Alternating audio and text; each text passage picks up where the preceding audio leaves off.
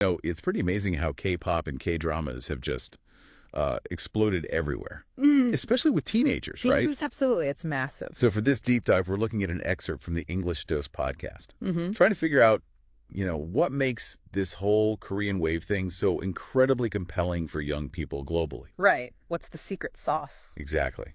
That's our mission today. Yeah. Really get to the core of why teenagers are so fascinated. Okay, sounds good. It's definitely more than just a fad. It feels like a real cultural shift. So where should we start? K-pop. Yeah, let's start there. The English Dose piece, it highlights the obvious stuff first, like the music is super catchy. Instantly catchy, yeah. The dance moves are just mind-blowing, and the idols themselves, so stylish. BTS, Blackpink. Stray Kids, New Jeans, the list goes on. They're household names now. Totally. But the podcast says the appeal goes deeper than just that surface level stuff. Right, it mentions the energy, doesn't it? The whole visual performance is just electric. Yeah.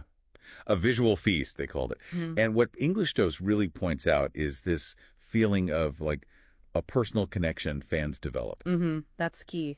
It's almost like the idols are speaking right to them, It feels that way. Mm-hmm. And the songs themselves, they aren't always just light pop, are they?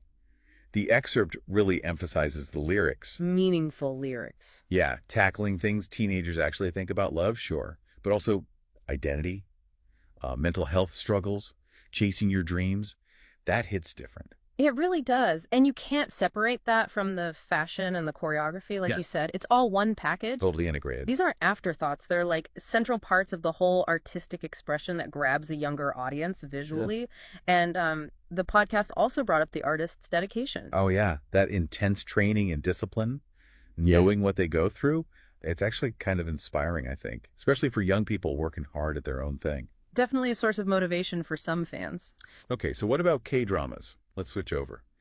The excerpt paints them as these really emotional, often funny, and just beautifully shot stories.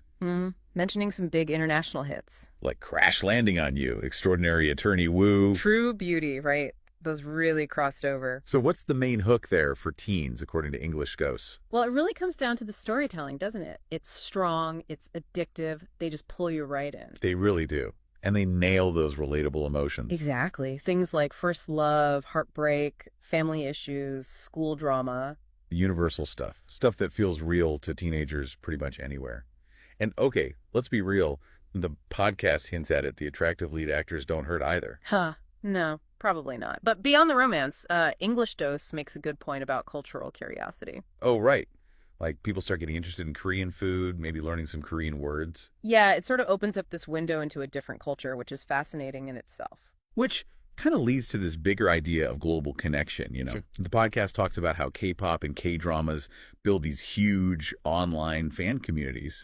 Connecting kids from all over the world. Sharing this common interest, this passion for Korean entertainment and culture. It's quite something. And there's that interesting side benefit.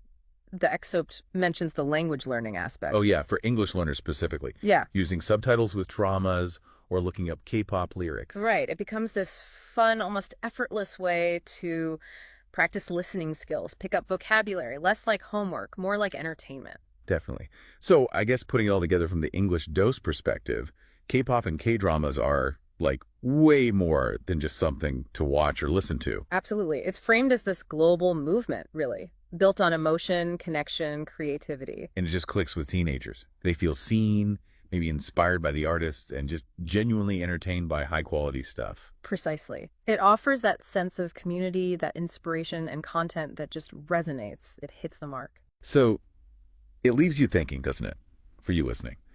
When entertainment like this has such a massive worldwide reach, how does that shared media, actually change how different cultures see each other and connect on a bigger scale? That's a great question. Definitely something to chew on.